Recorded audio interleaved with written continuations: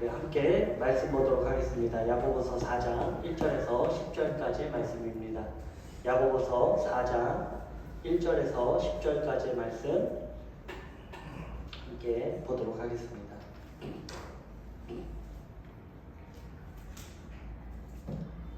네, 제가 가지고 있는 성경 신약 376페이지에 있습니다. 야고보서 4장 1절에서 10절까지의 말씀 우리가 다 찾으셨으면 함께 교독하시고 10절은 우리 함께 한 목소리로 봉독하도록 하겠습니다.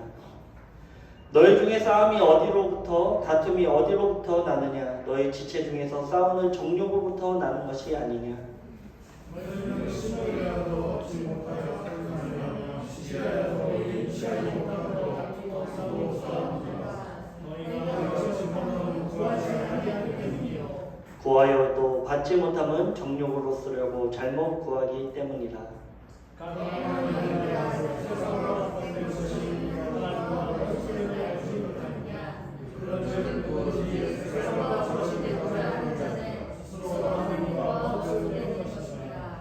너희는 하나님이 우리 속에 거하게 하신 성령이 시기하기까지 사모한다 하신 말씀을 헛된 줄로 생각하느냐?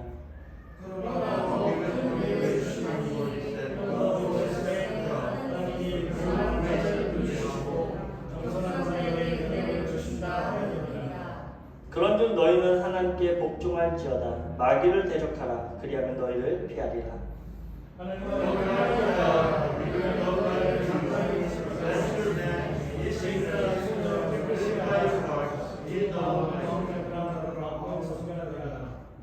슬퍼하며 애통하며 울지어다. 너희 웃음을 애통으로 너희 즐거움을 근심으로 바꿀지어다. 주 앞에서 낮추라. 그리하면 주께서 너희를 높이시리라. 아멘. 네, 오늘은 두 마음을 품은 자 더블 마인드맨이라는 제목으로 함께 말씀을 나누려고 합니다. 제가 야고보서를 묵상하면서 든 생각인데요. 야고보가 30년간 예수님과 형제로 지내면서 아주 소름 돋는 일이 한 가지 있었을 것입니다. 그것이 뭘까요? 아마 예수님은 절대로 속일 수 없다라는 거예요. 야고보는 함께 지내면서 알게 된 이 형님, 이 예수님을 절대로 나는 속일 수 없는 존재구나 라는 것을 아마 알게 되었을 것입니다. 다른 말로 하면 우리는 절대로 하나님을 속일 수가 없어요. 마치 자녀가 부모를 속일 수 있을 것 같지만 속일 수 없는 것과 같습니다. 당시 아무리 완벽하다고 생각되는 거짓말도 부모님은 자신의 자녀들을 속속들이 알기 때문에 이가 진실을 얘기하는지 이가 거짓을 얘기하는지를 너무 잘 알고 있다는 것이죠. 제가 어렸을 때도 그랬고요. 또 샤이니와 시오를 보니까 저희들이 아무리 포장된 말로 거짓말을 하더라도 저들이 어떤 의도로 어떤 말을 했는지 저는 너무나 잘 알게 됩니다. 하나님도 이와 같다는 것이죠. 하나님은 만물의 창조자이시며 만왕의 왕이십니다. 그런 하나님께서 유일하게 자신의 자녀 삼아준 존재가 누구일까요? 만물을 창조하시고 만왕의 왕 되신 하나님께서 유일하게 너희는 나의 백성이고 너희는 나의 자녀다라고 지칭하신 존재는 바로 저와 우리 여러분, 또 이 모든 인류의 사람들을 하나님은 자신의 자녀다, 나의 백성이다, 나의 소유된 백성들이고 나의 사랑하는 자녀들이다 라고 그 존재를 각인시켜 주셨습니다. 그러기에 하나님께서는 우리 스스로가 얼마나 가치 있고 존재 있는 그 가치 있는 존재인지를 하나님께서 깨닫기를 원하세요. 우리가 얼마나 이 세상에 살아가면서 왕같은 제사장으로 하나님의 소유된 백성으로 하나님의 자녀로 그 살아가는 그 존재, 그 가치를 하나님께서 깨닫기 원하십니다. 우리는 하나님의 자녀고요, 하나님의 소유된 백성이고요, 왕같은 제사장들입니다. 그러기에 세상을 두려워할 필요가 없어요. 왜냐하면 세상은 주님의 발 앞에 발 아래 있기 때문이죠. 그러나 우리는 이것을 망각하고 하나님을 속이려는 시도를 태초부터 지금까지 이어오고 있습니다. 이러한 세상에서 그 당연히 여겨지는 풍조를 따르지 않고 온전히 하나님만을 섬기는 저와 우리 모든 군주님들 되시길 주님의 이름으로 축원드립니다. 또 하나님은 그 한 영혼을 찾고 계세요. 정말 하나님의 소유된 백성으로서 나의 가치관을 만왕의 왕으로 가져가는 그 존재를 하나님께서 기다리고 있다는 것이죠. 성경에 보면요, 하나님을 속이려는 자들과 하나님을 온전히 따르려는 자들의 이야기가 많이 등장합니다. 그리고 이 두 부류의 삶을 보면 그 결과가 아주 극명하게 갈리게 되죠.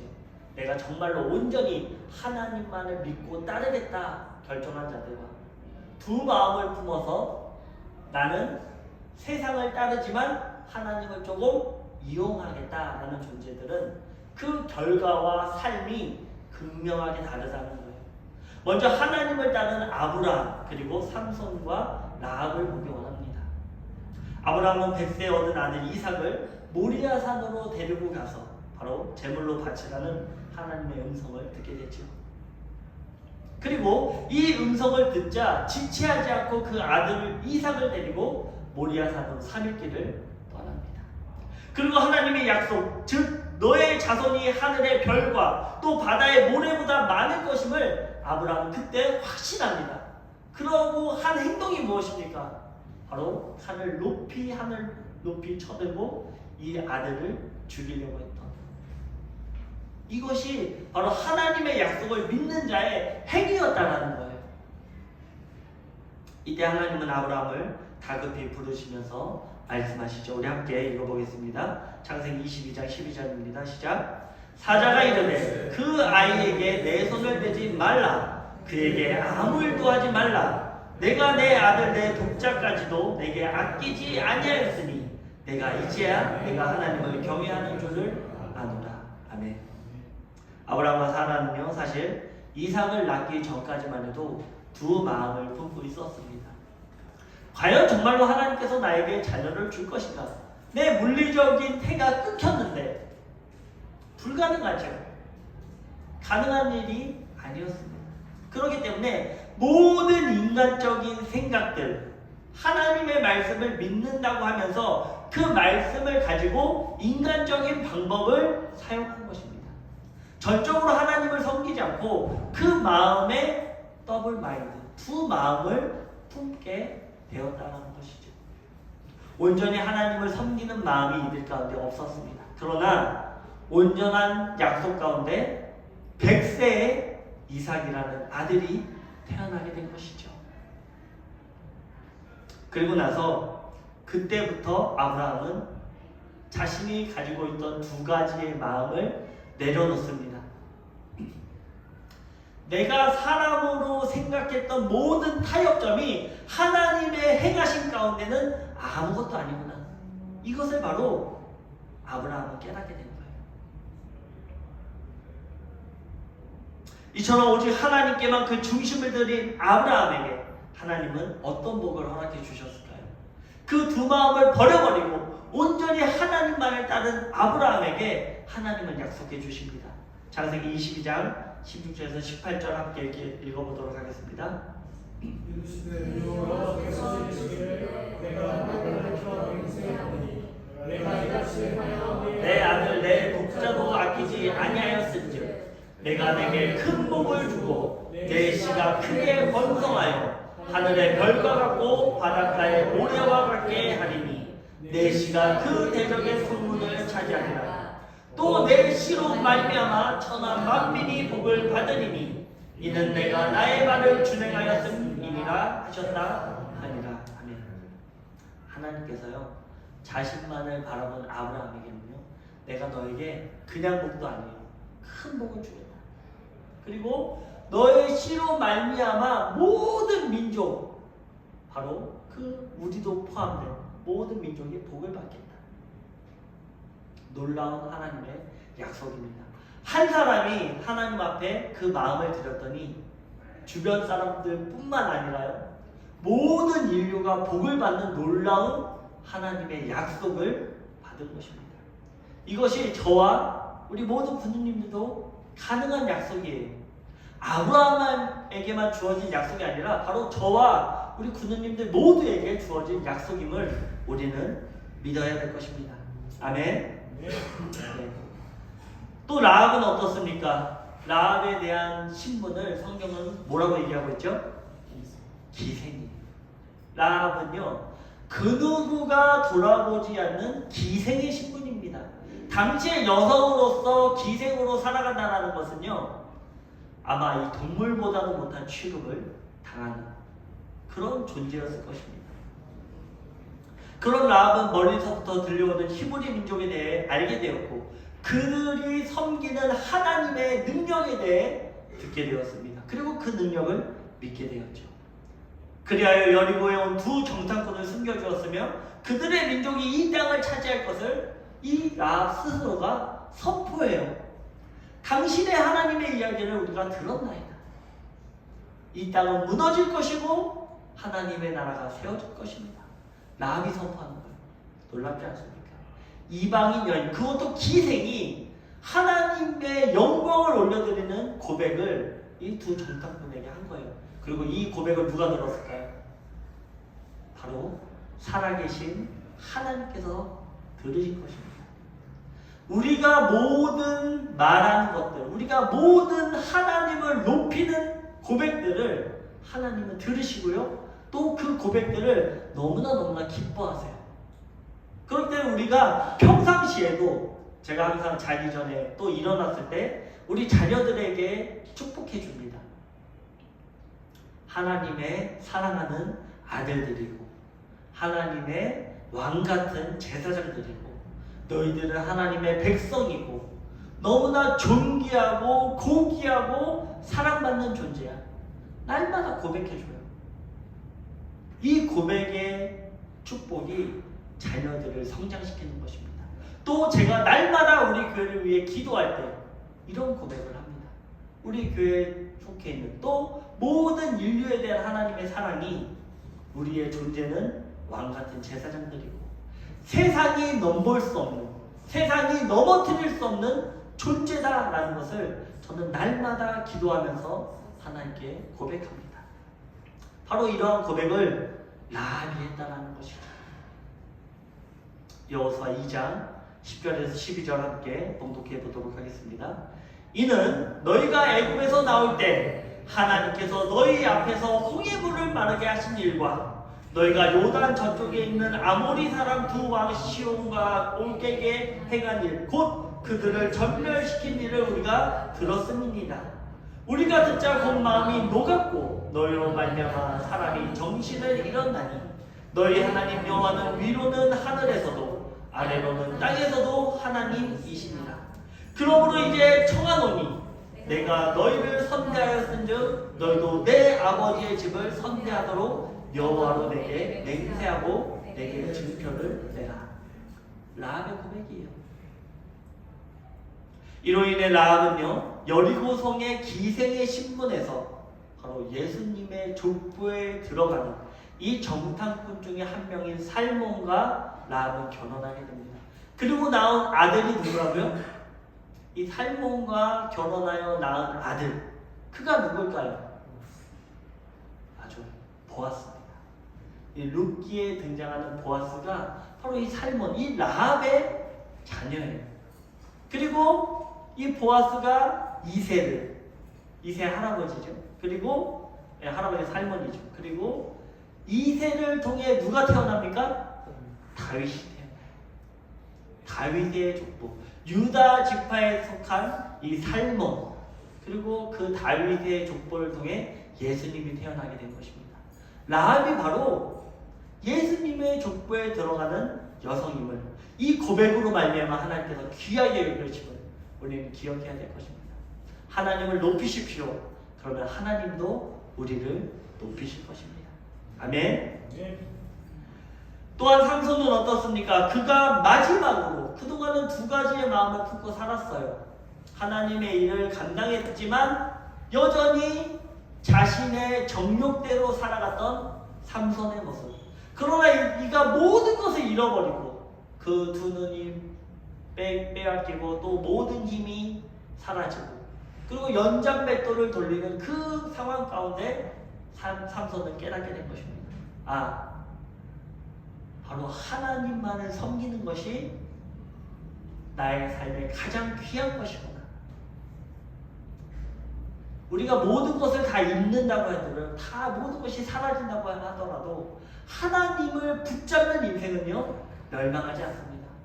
하나님을 붙잡는 인생은 절대로 넘어지지 않는다는 사실을 기억하시기 바랍니다. 삼손은 그때서야 전심으로 하나님께 나아갑니다. 그리고 하나님께 그 진심을 보일 때 이 삼손에게 하나님은 힘을 더해 주셨고요, 하나님과 자신을 능멸한 블레셋을 심판할 수 있었습니다. 이들 말고도 무수한 인물들이 하나님을 거짓없이 전심으로 믿고 그 말씀을 따라 놀라운 복을 받아 누렸습니다. 특별히 제가 존경하는 인물 중에 한 명이 다니엘이에요. 다니엘은요, 한 번도 두 가지의 마음을 품은 적이 없어요. 성경 어디를 봐도 두 마음을 품은 적이 없습니다. 오직 한 마음으로. 그랬더니 다니엘이 얼마나 하나님의 총애를 받고, 다니엘서를 자세히 보면요, 그 이사야서에서 그런 말씀을 하시거든요. 누가 기도를 해서 나의 심판을 막을 것인가? 한 사람도 없다는 거예요. 선지자를 제외하고 한 사람도 나의 이 심판을, 무너진 성벽에 서서 막을 자가 없다는 거예요. 하나님 지금 들어가시면 안 됩니다. 이렇게 기도하면서 막는 자가 없었다는 거예요. 그런데 예레미야서죠. 이 예레미야서를 읽은 다니엘이 기도를 합니다. 하나님, 우리 민족이 하나님께 범죄했습니다. 하나님, 우리 민족을 불쌍히 여겨주시고 우리를 붙잡아 주십시오 했던 그 기도를 들으시고 하나님께서 천사장을 보내셔서 그 기도에 응답을 하게 하시죠. 하지만 당시에 바사의 군주가 막음으로 21일 만에 미카엘 천사가 와서 도와줌으로 말미암아 21일 만에 그 말씀이 도달하잖아요. 그 기도의 응답이 바로 그 기도였어요. 이 성경, 이 예레미야가 남긴 이 서문을 읽고 회개하여 하나님께 기도했던 한 사람, 그 사람은 바로 다니엘이었습니다.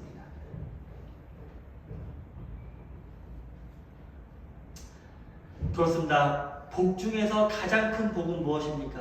바로 내 영혼의 생명임을 우리는 기억하시기 바랍니다. 그러나 이들과는 반대되는 인생들이 있습니다. 이들은 어떻게 되었을까요? 이들은 종교적 형식과 예배를 갖출 듯 하였지만 하나님은 이들의 거짓된 모습을 심판하셨습니다. 대표적으로 아간, 아나니아와 삽비라, 그리고 홈리와 비나스입니다. 아간은 여리고 승리해서 얻은 것을 모두 여호와께 돌리라는 여호수아의 말을 무시했습니다. 그리고요, 자신의 탐욕을 따라 외투 한 벌과 은 200세겔 그리고 50세겔이나 되는 금덩이를 숨기게 되었죠. 이 일로 인해 이스라엘 백성들은 어떤 고통을 당합니까? 바로 아이성의 전투에서 36명이 죽고 쫓아오는 아이성 주민에게 고난을 당하여 패하게 됩니다.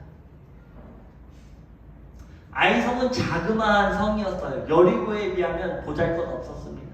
그러니 이들에게 굳이 많은 인원 데려갈 필요 있습니까? 2,000명만 데리고 가서 그 성을 치십시오. 우리 인간이라는 것은요, 조금만 풀어주면 교만하게 되는 존재인 것 같아요. 하나님께서는 그 어떤 말씀도, 그 어떤 명령도 하지 않으셨거든요. 그런데 이들은 자신의 생각으로 아이성을 쳐들어 간 것입니다.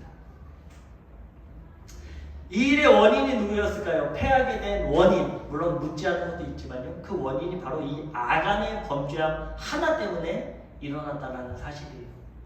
하나님의 말씀을 온전히 의지하지 않고, 온전히 그 말씀을 믿지 않고, 신뢰하지 않고 자신의 탐욕에 따라 두 마음을 품은 이 아간으로 인하여 이스라엘 백성들이 큰 고난에 빠진 것입니다. 아까 아브라함도 마찬가지로 자신 한 명으로 말미암아 모든 사람이 복을 받은 것처럼 아간 한 사람으로 말미암아 모든 사람이 고난을 당하는 것입니다. 아무도 자신이 한 일을 모를 것이다 판단하는 것입니다. 하지만 하나님은 절대로 속일 수 없습니다. 결국 아간은 영원한 저주의 상징이 되고 말아요. 여호수아 7장 25절에서 26절 한 목소리로 공독해 보겠습니다. 시작. 여호수아가 이르되 내가 어찌하여 우리를 괴롭게 하였느냐 여호와께서 오늘 너를 괴롭게 하시리라 하니 온 이스라엘이 그를 돌로 치고 물건 들고 돌로 치고 불사르고 그 위에 돌 무더기를 크게 쌓았더니 오늘까지 일어나라. 여호와께서 그의 맹렬한 증오를 그치시니 그러므로 그 곳 이름을 오늘까지 아골 골짜기라 부르더라. 오늘 아골 골짜기하면 죽음의 골짜기잖아요. 영원한 저주의 상징으로 이 아간이 발탁된 것이죠. 또 아나니아와 삽비라는 어떨까요? 물론 그들이 예물을 드리고자 하는 마음까지는 아주 좋았어요. 하지만 이들 가운데 자신들의 행위가 드러나는 것에 두 마음을 품은 것입니다. 이전에 바라바라는 사람이 자신의 소유를 밭을 팔아서 그 예물을 드린 것이 그 모인 무리들 가운데 칭송을 받았죠. 아마 이것으로 말미암아 아나니아와 삽비라도 그 마음에 칭송받기 원하는 마음이 생겼을 것입니다. 사람의 영광을 취하게 된 것이죠. 드리는 것 자체를 기뻐한 것이 아닌 모인 교회 가운데 자신들이 높아지기를 원했다는 것입니다. 이것은 하나님을 높이고자 한 행위가 아니지요. 사도행전 5장 3절에서 4절입니다. 베드로가 이르되 아나니아야 어찌하여 사단이 내 마음에 가득하여 내가 성령을 속이고 땅값 얼마를 감추었느냐. 땅이 그대로 있을 때에는 내 땅이 아니며 판 후에도 내 마음대로 할 수가 없더냐. 어찌하여 이 일을 내 마음에 두었느냐. 사람에게 거짓말한 것이 아니오 하나님께로다. 아나니아가 이 일로 인해 혼절하여 죽고 3시간쯤에 삽비라 그 아내 삽비라가 이 일을 모르고 베드로 앞에 오게 됩니다. 그리고 베드로가 묻죠. 너희들이 바친 이 예물이 전부냐 그랬더니 삽비라가 네 전부입니다 라고 또 거짓말을 하게 됩니다. 베드로는 이렇게 얘기하죠. 사도행전 5장 9절입니다. 베드로가 이르되 너희가 어찌 함께 꾀하여 주의 영을 시험하려 하느냐. 보라 내 남편을 장사하고 오는 사람들의 발이 문 앞에 이르렀으니 또 너를 베어 나가리라 하니. 그렇습니다. 하나님은요 예물의 금액이나 또 예물 자체를 기뻐하시는 것이 아니에요. 우리는 착각해서는 안 됩니다. 우리들의 그 중심을 기뻐하시는 것입니다. 드리는 중심이 중요한 것이지 예물의 금액이나 예물 자체를 하나님께서 기뻐하시는 것이 아니에요. 아무리 많은 예물을 드린다고 하더라도 그 마음의 중심이 없으면 하나님께서는 그 예물을 절대로 받지 않으십니다. 받지 않는 예물을 드릴 이유는 없는 것이죠. 이사야서 1장 11절에서 13절입니다. 당시 이스라엘 백성들이 이러한 마음으로 예물을 드렸어요.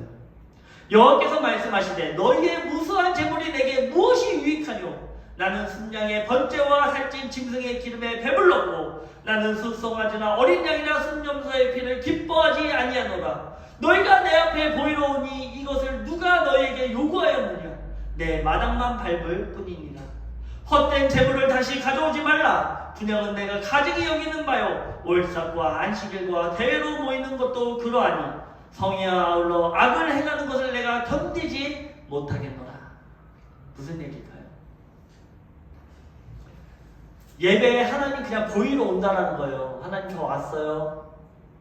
저 이번 주 무탈하게 해주실 거지요? 저요? 예물도 드렸어요. 복도 주실 거죠? 하나님이 이러한 행위를 보고 있으면서 견딜 수가 없다라는 거예요. 교회 안에 너희들의 예배를 내가 이 자리에 함께 하셔서 너희들의 그 중심을 보고 있는데 너희들의 이런 예배 형태와 예물과 준비되지 않은 그 모든 것들에 하나님께서 질려버리셨다는 거예요. 내가 화가 나서 이 자리를 견딜 수가 없다는 거예요.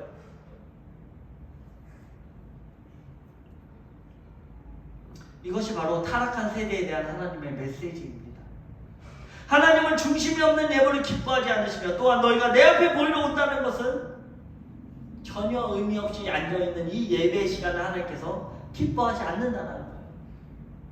다른 말로 하면 내가 받지 않는 예배, 내가 받지 않는 예물 내 마당만 밟고 가는 너희들의 행위를 내가 이제는 견딜 수가 없다라는 것입니다. 이러한 일들은 하나님이 13절에 악을 행하는 것이므로 견디지 못하겠다 말해요. 이것이 악이다 라고 얘기합니다. 이렇게 하는 종교적 행위가 내 앞에서 악이다 라는 거예요. 범죄함이다 라고 얘기하는 것이죠. 예배를 드린다면서 두 마음을 품는 것입니다. 또한 지금 이 예배의 시간을 방해하는 그 어떤 것에 대해서도 우리는 허용해서는 안 되는 것입니다. 예수님은 이러한 때에 깨어 단 한 시간도 기도할 수 없느냐 질책하시죠. 다른 말로 하면요, 일주일이면 168시간이에요. 우리가 일주일의 시간이요 168시간입니다. 근데 하나님께서 말씀하신 그 단 한 시간, 우리가 예배드리는 시간 1시간이잖아요. 이 1시간도 깨어서 하나님께 예배드릴 수 없냐? 예수님의 질책하십니다. 168시간 중에 단 1시간만이라도 나에게 예배해. 너희들이 세상의 모든 것을 내려놓고 세상에 구하고자 하는 것들, 세상에서도 취하고자 하는 모든 것들을 내려놓고 단 1시간만이라도 나에게 나와서 예배를 드려라. 단 1시간만이라도 나에게 집중하고 단 1시간만이라도 나에게 나와서 나와 교제하고 나와 함께 이 시간을 나누자. 라는 하나님의 이 간절한 소원, 간절한 호소. 우리가요 살아가면서 물질도 관리해야 하고 또 우리의 영적 상태, 육적 상태도 관리해야 돼요. 우리 또한 그 모든 관리가 누구를 위해서입니까? 바로 하나님을 위해서.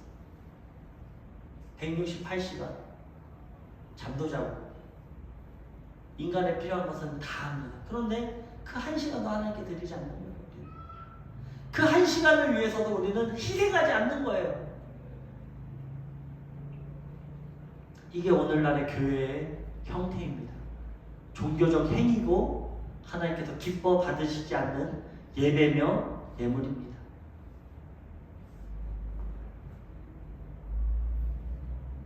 우리 부모님들은 모든 세상적인 근심, 걱정 그리고 모든 것을 내려놓더라도 이 시간만큼은 간절함으로 나오시길 주님의 이름으로 축원드립니다. 아멘. 마지막으로 홈리와 비나스는 어땠을까요? 사무엘상 2절에서 12절에 보면 2장 12절에 보면 행실이 나빠 여호와를 알지 못하더라 라고 기록하고 있어요. 홈리와 비나스가 어떤 존재들입니까? 이들은 엘리 제사장의 아들로서요 이제는 대제사장이 될 사람들이에요. 오늘날로 얘기하면 목사입니다. 근데 이들이 행실이 악하여서 하나님을 알지 못한다라는 거예요. 지금으로 얘기하면 목사면 사관인데 목회를 하면서 하나님을 알지 못한다는 것입니다. 비유적인 말이죠. 하나님을 온전히 신뢰하지 않는 행위가 목회자들 가운데 드러나고 있다는 거예요. 그렇습니다. 이들은요 기름을 태우지도 않는 날것을 취해 구워 먹었고요 회막에서 수종 도는 여인들과 동침했습니다. 이들이 제사를 멸시했다는 것은 하나님을 멸시하였다는 것입니다. 홈리와 비나스는 제사장의 아들들이었죠. 그들의 결과는 어떻게 되었을까요? 사무엘상 4장 11절입니다. 함께 봉독해 보겠습니다. 시작. 하나님의 계는 빼앗겼고 엘리의 두 아들 홈리와 비나스는 죽임을 당하였더라. 아멘. 그래서 우리 저를 포함해서요 우리 직분을 갖고 있는 모든 분들은 하나님 앞에 항상 겸비해야 됩니다. 하나님, 우리 눈에 보이지 않으니까 하나님의 존재를 무시하며 때때로 하나님을 안일하게 생각할 때가 너무너무 많아요. 하지만 하나님은요 졸지도 않으시고 주무시지도 않는 하나님이심을 우리는 반드시 깨달아야 될 것입니다. 자, 그럼 야고보서가 말하는 것은 무엇일까요? 야고보가 말하는 건 뭘까요? 바로 하나님을 섬긴다고 하면서 세상과 벗된 것은 바로 두 마음을 품은 것이다 라는 것을 강조하고 있습니다. 하나님을 섬기려면 제대로 섬기고 그렇지 않으려면 내려놓으라는 거예요.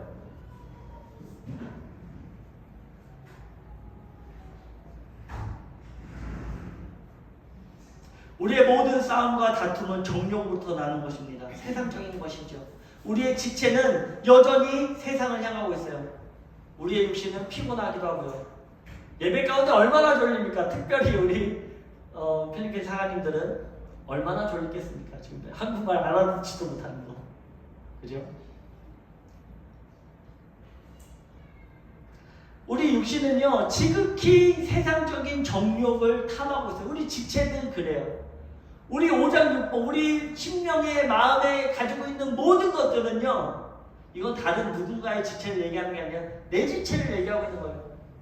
한 마음으로는 하나님을 바라보고 있지만 한 마음으로는 세상을 향하고 있는 우리들의 정욕, 탐욕, 욕심. 교회도 마찬가지죠. 교회를 세상의 기준으로 생각하기에 물질 중심의 기복신앙이 교회에서 환영을 받는 것입니다. 기복신앙 모든 것을 내려놓기 원합니다. 하나님은요, 내가 잘하면 물론 기도는 해야겠죠. 기도는 매일 해야 됩니다. 왜? 하나님께 영광을 올려드리는 거기 때문에. 나의 필요를 요구하는 것이 기도가 아니에요. 그거는 주술이죠. 그건 기복이에요. 복 주십시오. 말 그대로 기복입니다. 그건 기도가 아니에요. 기도는요, 나의 삶 가운데 하나님을 높이는 것이 기도입니다. 우리 기도의 대부분의 기도는 간구의 기도가 많죠. 물론 기도하지 않는 것은 그 무엇도 받기를 생각하지 말아야 합니다. 하지만 기도를 드려도 못 받는 이유가 무엇입니까? 바로 내 안에 세상적 가치로 물들어 하나님께 드리는 기도가 세상의 주술적 방법으로 전락해버렸기 때문입니다.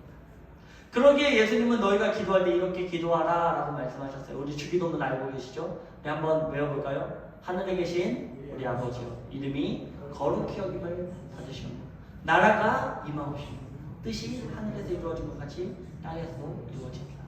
오늘날 우리에게 이러한 양식을 주옵시고 우리가 우리에게 죄 지은 자를 사하여 준 것 같이 우리의 죄를 사해 주시고 우리를 시험에 들지 말게 하옵시며 다만 악에서 구하옵소서. 아멘.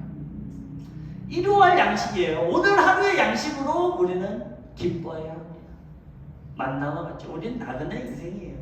왜 자꾸 취하려고 하십니까? 왜 자꾸 안주하려고 하십니까? 오늘 나에게 일용할 양식이 있으면 족한 줄을 알고 하나님께 기뻐해야 합니다. 내일 일은 내일 생각해야 되죠. 우리 군우님 중에 많은 고민이 있으신 분이 있어요. 고민됩니다. 저도 성격이요. 뭐 하나 이렇게 걸려있으면 굉장히 신경 쓰는 성격이에요. 그런데 저도 스스로 항상 집중하며 되뇌이는 말씀이 내일 일은 내일 걱정하라는 거예요. 그리고 하나님께 맡겨드려라. 모든 행사를, 모든 일을 하나님께 맡겨드리라는 단어는요, 던져버리라는 거예요. 하나님께 던져버리라는 것입니다. 그때 하나님께서 일하시는 거예요. 내가 일하면 하나님이 일 안 하세요. 왜? 내가 일하니까. 내가 모든 인간적인 방법을 취하고 있으니까 하나님이 일하지 않으세요. 그런데 하나님께 온전히 맡겨드렸던 아브라함에게 이삭을 주신 것처럼 우리가 하나님께 온전히 맡겨드렸을 때, 내가 그것에 순종했을 때 하나님은 일하기 시작하십니다. 아멘. 그렇습니다. 우리가 주기도문에서도 알 수 있듯이 하나님을 높이는 것이 기도예요. 그리고 일용할 양식에 감사하며 나의 죄사 누군가를 위하여 중보하며 그의 모난 모습을 내가 이해하고 감싸주려는 것, 그것이 기도입니다. 그리고 내가 시험에 들지 않게 하시며 내가 탐욕으로 물들어서 세상적으로 추구하는 모든 것들을 하나님께 고백하는 거예요. 하나님, 제가 이런 마음이 있습니다. 제가 좀 더 취하고자 하는 마음이 있는데요, 이 마음 내려놓게 해주세요. 그 능력을 강구하는 것이 바로 기도라는 것이죠. 그리고 오직 하나님만 영광 받으십시오. 이것이 우리의 기도예요. 본문 3절입니다. 함께 읽어볼까요? 시작. 구하여도 받지 못하면 정력으로 쓰려고 잘못 구하기 때문입니다. 우리가 아무리 내가 잘못된 모습을 가지고 있으면서 더러운 그 그릇을 가지고 있으면서 하나님께 가지고 나와서 아버지 나에게 이 그릇에 먹을 양식을 주십시오. 그 어떤 아버지도 그 더러운 그릇에 양식을 주지 않을 것입니다.